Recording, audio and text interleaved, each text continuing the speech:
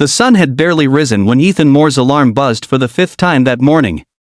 His tired eyes blinked open to a small room bathed in the pale gold of dawn. The silence was broken only by the soft snore of his 8-year-old son, Caleb, curled under a thin blanket beside him. Ethan lay there for a moment, staring at the cracked ceiling, feeling the familiar weight in his chest, the weight of exhaustion, of unpaid bills stacked on the kitchen counter, of the empty space where his wife's laughter used to echo before she died 3 years ago. Every morning started this way, heavy, slow, and quietly painful, but every morning, he still got up. Because Caleb needed breakfast. Because the world wouldn't stop turning. Because hope, though faint, still flickered somewhere inside him. He put on his worn-out jacket, quietly slipped from the room, and began another day driving his old silver pickup through the misty streets of Willow Creek. As he turned the corner near the gas station, he saw her, just like every morning for the past 2 months. The same woman, standing by the crosswalk with a paper cup of coffee and an overstuffed tote bag. She always wore the same faded blue coat and had strands of chestnut hair slipping from her messy bun. Her name, he would later learn, was Nora. But back then, she was just the woman from the corner, the one he couldn't ignore that morning. Something made him slow down. Maybe it was the way she stood, shivering slightly in the early chill. Maybe it was the way she smiled politely at strangers, even when no one smiled back. He rolled down his window and asked if she needed a ride. She hesitated, then nodded, her eyes filled with gratitude that said more than words ever could have. From that day on, he picked her up every morning. She never asked for it, never assumed, but she was always there at the same time, same place, as if both their lives had quietly agreed to this unspoken rhythm. If you believe in kindness, second chances, and the power of simple good deeds, take a moment to like, comment, share, and subscribe to Echoes of Kindness. Together, let's keep stories like this alive. Each ride became part of Ethan's morning routine. They didn't talk much at first. She'd thank him softly, and he'd nod, eyes on the road. But soon, the silence melted into gentle conversation about the weather, about Caleb's soccer games, about life. Nora worked at a diner across town. He noticed how her hands trembled slightly when she talked, how her eyes sometimes wandered to the window, lost in thought. There was a sadness about her that reminded Ethan of the look he saw in the mirror most days. A look that said, "I'm still trying to find my way back." One morning, after dropping her off, Ethan glanced at his dashboard and realized he was smiling for no reason. Maybe it was her quiet laugh when Caleb told one of his silly jokes from the back seat. Maybe it was just the company. Either way, something inside him felt lighter. Weeks turned into months, and soon their morning rides became a small pocket of peace in both their lives. Caleb adored her. He'd save her a piece of candy from his lunchbox, and she'd bring him tiny doodles she made on napkins at work. It felt like family, even if just for 15 minutes a day. But one Friday morning, as rain poured down and thunder rolled across the gray sky, Nora wasn't there. Ethan slowed down anyway, scanning the street corner, but it was empty. He drove on, his stomach knotted with unease. For 3 days, she didn't appear. Then, on the 4th day, she returned. But she looked different, pale, shaken, with dark circles under her eyes. She slid into the seat without a word. Ethan didn't ask at first. He just drove. The air between them was heavy, filled with something she wasn't ready to say. Finally, as they neared the diner, she whispered, "Thank you, for not asking questions." Her voice cracked, and she stared down at her hands. Ethan nodded, sensing pain too deep for small talk that night. After tucking Caleb into bed, Ethan couldn't stop thinking about her.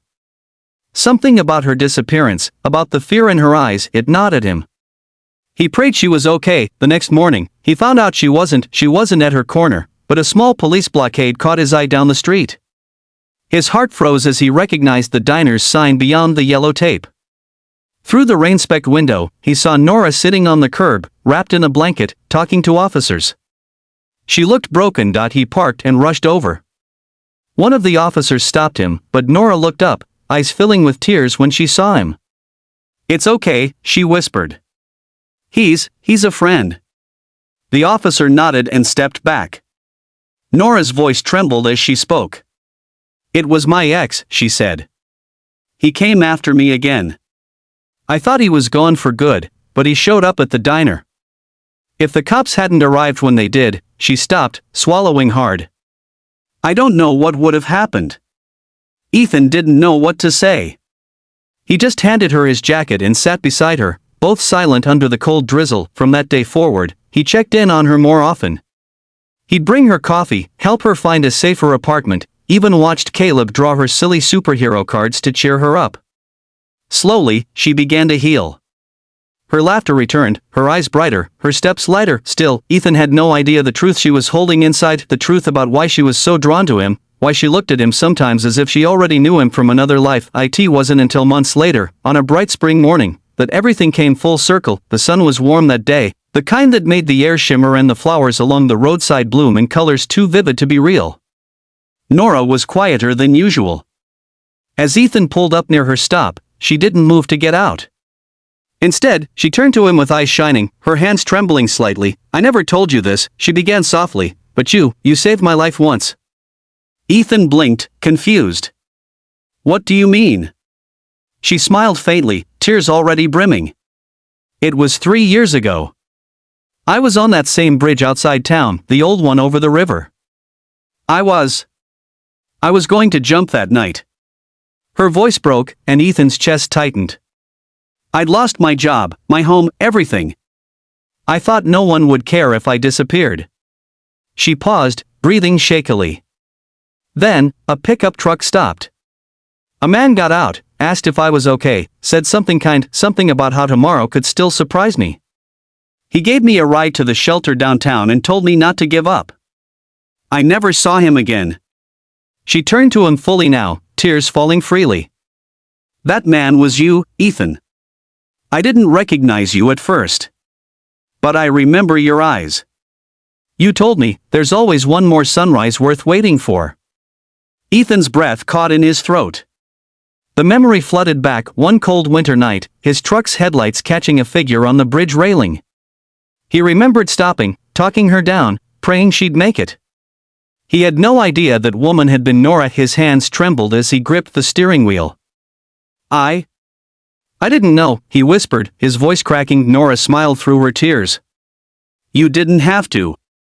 You just showed up, again and again. You thought you were just giving me rides, but you were reminding me every morning that people still cared. That kindness still existed." For a long time, neither spoke. Caleb, sitting quietly in the back seat, reached forward and gently took Nora's hand. "Dad says helping people makes the world brighter," he said softly. "I think he's right." Nora laughed through her tears, and Ethan couldn't hold back his own anymore. In that small, sunlit pickup truck, surrounded by the scent of spring and the sound of Caleb's innocent voice, something sacred passed between them, a shared understanding that life had come full circle in the most unexpected, beautiful way.